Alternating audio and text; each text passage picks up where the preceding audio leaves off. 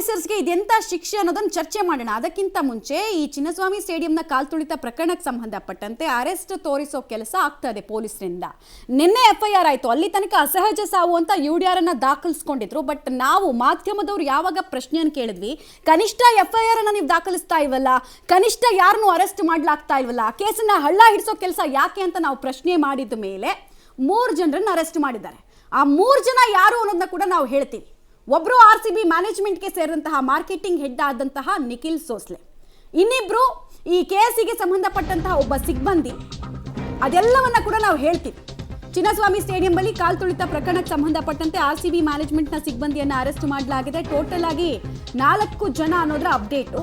RCB management ಸಿಬ್ಬಂದಿಯನ್ನು arrest ಮಾಡಲಾಗಿದೆ.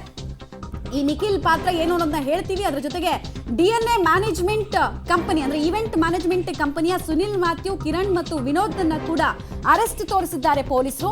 KCA ಕಡೆಯಿಂದ ಓರ್ವನನ್ನ ವಶಕ್ಕೆ ಪಡೆದಿದ್ದಾರೆ. ಇಲ್ಲಿ ತನಕ ಅರೆಸ್ಟ್ ಅನ್ನು ತೋರಿಸಿಲ್ಲ. CCB ಮತ್ತು ಸೆಂಟ್ರಲ್ ವಿಭಾಗದ ಅಧಿಕಾರಿಗಳಿಂದ ಕಾರ್ಯಾಚರಣೆ ಚುರುಕುಗೊಳ್ಳುತ್ತಾ ಇದೆ.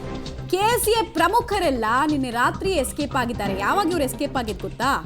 ಅದನ್ನ ಹೇಳ್ತೀವಿ. ಮನೆಗಳಿಗೆ ತೆರಳಿ ಹುಡುಕಾಟವನ್ನ ಪೊಲೀಸರು ನಡೆಸಿದ್ದಾರೆ. ಯಾವಾಗ ಇವರು ಎಸ್ಕೇಪ್ ಆದ್ರು ಅಂದ್ರೆ, ಮುಖ್ಯಮಂತ್ರಿಗಳೇ ಸುದ್ದಿಗೋಷ್ಠಿ ನಡೆಸಿ ಎಲ್ಲರನ್ನೂ ಅರೆಸ್ಟ್ ಮಾಡ್ಬಿಡ್ತೀವಿ ಅಂತ ಯಾವಾಗ ಸ್ಟೇಟ್ಮೆಂಟ್ ಅನ್ನು ಕೊಟ್ಟರು, ಆವಾಗ ಇವರು ಕಾಲ್ ಕಿತ್ತಿದ್ರು.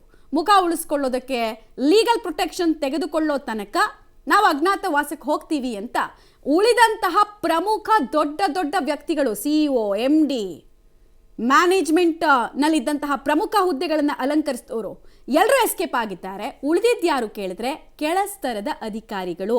ಇನ್ನೂ ಸಿಂಪಲ್ ಆಗಿ ನಿಮಗೆ ಹೇಳಬೇಕಂದ್ರೆ, ಬೆಟ್ಟ ಆಗಿದು ಇಲ್ಲಿ ಹಿಡಿಯೋ ಕೆಲಸ ಮಾಡಿದ್ರು ಅಂತ ಅಂತಾರಲ್ಲ, ಗಾದೆ ಮಾತಿದೆಯಲ್ಲ, ಆ ಕೆಲಸ ಇಲ್ಲಿ ಮಾಡ್ದಂಗಿದೆ. ಯಾಕಂದ್ರೆ ಈ 3 ಜನರದ್ದು ಪಾತ್ರ ತೀರಾ ಮಿನಿಮಲ್ಲು.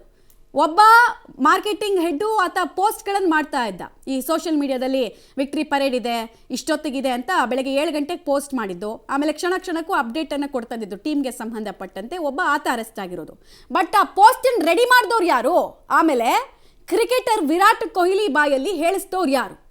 ಅವ್ರು ಹೇಳಿದ್ರು, ನಿಮಗೆ ಆ ಇಂಟರ್ವ್ಯೂ ಎಲ್ಲ ಕಡೆ ಲಭ್ಯ ಇದೆ, ನಾನು ಬೆಂಗಳೂರಿಗೆ ನಾಳೆ ಹೋಗ್ತಾ ಇದ್ದೀನಿ, ಸೆಲೆಬ್ರೇಷನಲ್ಲಿ ಭಾಗಿಯಾಗ್ತೀನಿ ಅಂತ ಹೇಳಿದರು.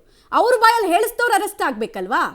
ಈ ಲಾಜಿಕ್ ಪ್ರಕಾರ ಹೋದರೆ ಎಲ್ಲರೂ ಅರೆಸ್ಟ್ ಆಗಬೇಕು. ಹೇಳಿದವರು, ಹೇಳಿಸಿದವರು, ಬರ್ದವರು ಎಲ್ಲರೂ ಅರೆಸ್ಟ್ ಆಗಬೇಕು. ಆದರೆ ಅರೆಸ್ಟ್ ಆದವರು ಮಾತ್ರ ಕೆಳಸ್ತರದಲ್ಲಿ ಕೆಲಸ ಮಾಡ್ತಾ ಇದ್ದಂತಹ ಸಿಬ್ಬಂದಿಗಳ ವರ್ಗ. ಒಬ್ಬ ಅಂತೂ ಟಿಕೆಟ್ ಹಂಚಿ ತಂದು ಕೂರ್ಸೋನನ್ನು ಅರೆಸ್ಟ್ ಮಾಡಿದ್ದಾರೆ. ಅದು ಯಾವ ಪುರುಷಾರ್ಥಕ್ಕೆ ಗೊತ್ತಿಲ್ಲ. ಅಥಾರಿಟಿ ಕೊಟ್ಟವ್ರನ್ನ ಬಿಟ್ಟಿದ್ದಾರೆ, ಅಥಾರಿಟಿ ಸೈನ್ ಹಾಕಿಸ್ಕೊಂಡವ್ರನ್ನ ಬಿಟ್ಟಿದ್ದಾರೆ. ಅದಕ್ಕೆ ನಾವು ಹೇಳಿದ್ದು, ಹರಕೆಯ ಕುರಿಗಳ ಹಾಗಾದ್ರೆ ಅರೆಸ್ಟ್ ಆಗ್ತಿರೋರು ಅಂತ.